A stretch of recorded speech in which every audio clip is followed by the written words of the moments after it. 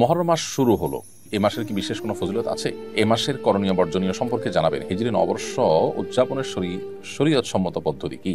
মুহররম মাসে আজকে প্রথম দিনটি গত হলো 1447 হিজরি সালের প্রথম দিনটি আজকে গত হলো এবং ইতিমধ্যে দ্বিতীয় তারিখ অর্থাৎ 2রা মুহররম শুরু হয়ে গেছে। তো এই মুহররম মাসটি বছরের হিজরি বর্ষের প্রথম মাস। এই মাসটির নানান তাৎপর্যপূর্ণ দিক আছে।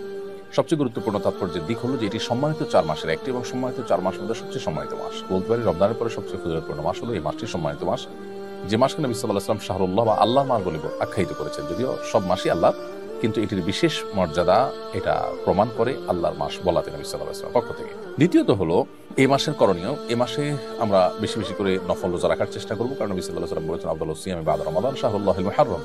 রমজানের পরে সবচেয়ে উত্তম রোজা হলো আল্লাহর মাস মুহররম মাসের রোজা।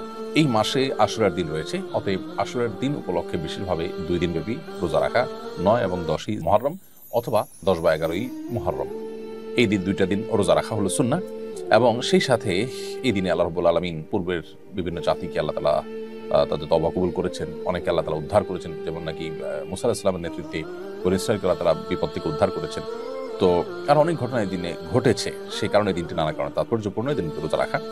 আর মুহররমকে কেন্দ্র করে নানা রকমের বিদআত এবং অপসংস্কৃতি চলমান আছে, সেগুলো থেকে আমাদেরকে বিরত থাকতে হবে, যেমন মাতম তাজিম ইত্যাদি করা।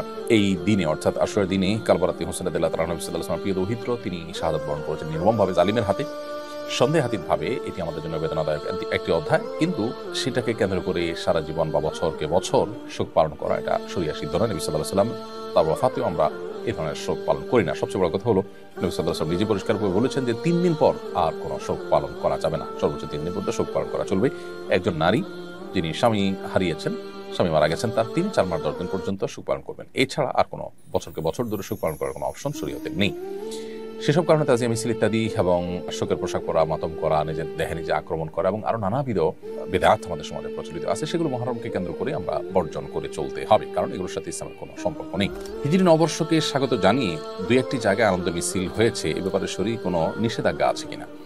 হিজরি নববর্ষকে স্বাগত জানিয়ে মিছিল করা এটা মূলত ইসলামিক কোনো কালচার না, এটা পাশ্চাত্য কালচার, যেটি মুসলমানরা ওদেরকে দেখে দেখে অনুসরণ করছে, যেটি দুর্ভাগ্যজনক। নবী করিম সাল্লাল্লাহু আলাইহি ওয়াসাল্লাম বলেছেন লা তাত্তাবিউন্না সুনানা মান কানা ক্বাবলাকুম শিবরান বিশিবরিন ওয়া দিরাআন বিযরা'ইন আও কামা ওয়ারাদা ফিল হাদিস। নবী সাল্লাল্লাহু আলাইহি ওয়াসাল্লাম বলেছেন তোমরা তোমাদের পূর্ববর্তী জাতি যারা তোমাদের পূর্বে যারা পৃথিবীতে এসেছে তাদেরকে তোমরা অনুসরণ করবে একেবারে তারা 1 গজ হাঁটলে তোমরা সেই 1 গজ হাঁটবে, তারা 1 বিঘত পরে পা রাখলে তোমরা 1 বিঘত পরে পা রাখবে, অর্থাৎ তাদের পদাঙ্ক অনুসরণ করবে।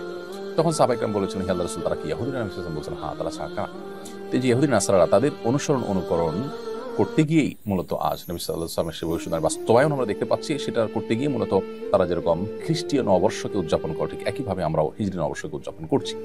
হিজরি সনের গণনা শুরু হওয়ার পর থেকে সাহাবায়ে কেরাম তাবিঈন সোনার যুগের কোনো স্বর্ণ মানব কেউ এই জাতীয় আপনার নববর্ষকে উদযাপন করেনি। মুসলমান জীবনে জাতীয় জীবনে 2টি ঈদকে উদযাপন করবে, এর বাইরে এসব বর্ষ বরণ বা বর্ষকেন্দ্রিক বর্ষের নববর্ষ কেন্দ্রিক যে উদযাপন আছে এগুলো অগ্নিপূজক এবং প্যাগান থেকে প্রকৃতি পূজার থেকে এসেছে এবং সেটা এখন ধারণ করে আছে পৃথিবীতে ইহুদি খ্রিস্টানরা। দুর্ভাগ্যজনকভাবে মুসলমানরা সেদিকে পা বাড়িয়েছে, তাদের নিজস্ব কালচার এবং সংস্কৃতি যা আছে সেটা তারা অনেকে ভুলে গেছেন। এই জন্য এটা বর্জন করা উচিত, এটা আমাদের সংস্কৃতির সাথে সাংঘর্ষিক। কোনো জাতি যখন অন্য জাতির সংস্কৃতির মধ্যে নিজেদেরকে বিলীন করে ফেলে তখন তাদের অস্তিত্ব সংকটের মধ্যে পড়ে এবং হুমকির মধ্যে পড়ে, তাদের স্বকীয়তা হারিয়ে যায়। আমি 25 বছর বয়সী একজন যুবক, আমার পরিবার বারবার বিয়ের জন্য চাপ দিচ্ছে, কিন্তু আমি এখনো মানসিকভাবে প্রস্তুত নই এবং দিনদার কোনো পাত্রীর খোঁজও পাইনি। আমি চাই সময় নিয়ে সিদ্ধান্ত নিতে, কিন্তু এতে পরিবার আমার প্রতি বিরক্ত। আমি কি গুনাহগার হচ্ছি? এটা কি পিতামাতার অবাধ্যতা হিসেবে বিবেচিত হবে? যদি আপনি 25 বছর বয়সী যুবক হয়ে থাকেন তাহলে বিবাহের যথেষ্ট বয়স আপনার হয়ে গেছে। এমত অবস্থায় আপনার চরিত্র হেফাজতের জন্য বিবাহ করাটাই হলো শরিয়ার নির্দেশনা। সেক্ষেত্রে আপনার পরিবার যখন বিবাহের জন্য আপনাকে চাপ দিচ্ছেন তাহলে সেটা শরিয়ার চাহিদা কি তারা বাস্তবায়ন করতে চাচ্ছেন, তাদের এই চাপ দেওয়াটা অযৌক্তিক নয়।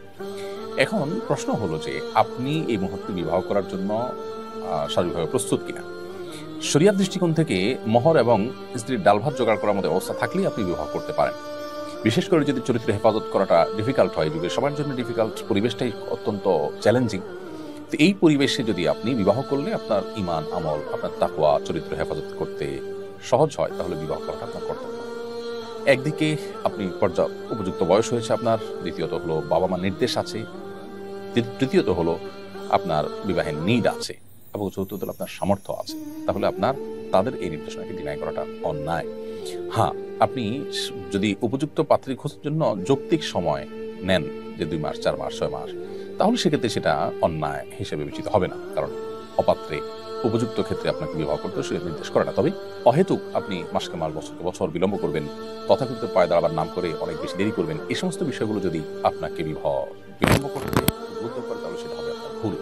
তবে বাবা মার এই নির্দেশনা আপনার জন্য মানাটা ফরজ নয়, বিশেষ করে যখন সেটি বাস্তবায়ন করাটা আপনার জন্য চ্যালেঞ্জিং। আপনি দিনদার পাত্রী পাচ্ছেন না, একটু সময় নিচ্ছেন, খুঁজছেন, তাহলে এক্ষেত্রে আপনার বাবা মার চাপাচাপিতে আপনার বদ্দিনদার কোনো মেয়ে, জানাতনে কোনো মেয়ে বিয়ে করতে আপনি বাধ্য নন। এটি হলো মূল কথা। আমি আমার স্ত্রীকে দাওয়াতি কাজে সহযোগী বানাতে চাই, কিন্তু তিনি আগ্রহী নন। স্ত্রীকে দাওয়াতি কাজে সহযোগী করতে কিভাবে উদ্বুদ্ধ করা যেতে পারে? আপনার স্ত্রী যদি বই পড়তে পছন্দ করেন, তাহলে ভালো ভালো কিছু মোটিভেশনাল বই পড়াতে পারেন তাকে, যে বইগুলো তাকে দায়ী হওয়ার প্রতি আগ্রহী করে তুলবে। আর যদি বই পড়ার অভ্যাস তেমন না থাকে, তাহলে সেক্ষেত্রে আপনি তাকে ভালো দাওয়াতি কাজ করেন এবং তিনি তাদের দ্বারায় প্রভাবিত হতে পারেন এরকম ব্যক্তিদের সাথে তার পরিচিতি যেন ঘটে, তার সাথে উঠা বসা যেন ঘটে, সেই ব্যবস্থা আপনি করবেন, সেই উদ্যোগ আপনি নেবেন। যদি সেটা নেন, ইনশাআল্লাহ আশা করা যায় যে আপনি তাকে দাওয়াতের পথে আনতে পারবেন।